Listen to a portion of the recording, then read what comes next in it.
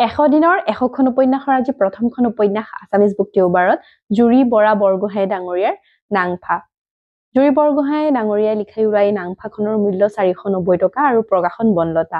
জয়মতীৰ জীৱনী ভিত্তিক এখন উপন্যাস, যিখন উপন্যাস আমি সৰুৰে পৰা শুনি আহিছো সেই কাহিনীটো, আৰু খুব ধুনীয়াকৈ স্পষ্টভাৱে বুৰঞ্জী আৰু আমাৰ সাহিত্যৰ খুব সংমিশ্ৰণেৰে সমৃদ্ধিশালীকৈ লিখি ওলোৱা এখন উপন্যাস, যিখন উপন্যাসে নিশ্চয়কৈ পাঠকক কন্দুৱাবলৈ সক্ষম হৈছে আৰু বিভিন্নটা সংস্কৰণ হৈ গৈছে।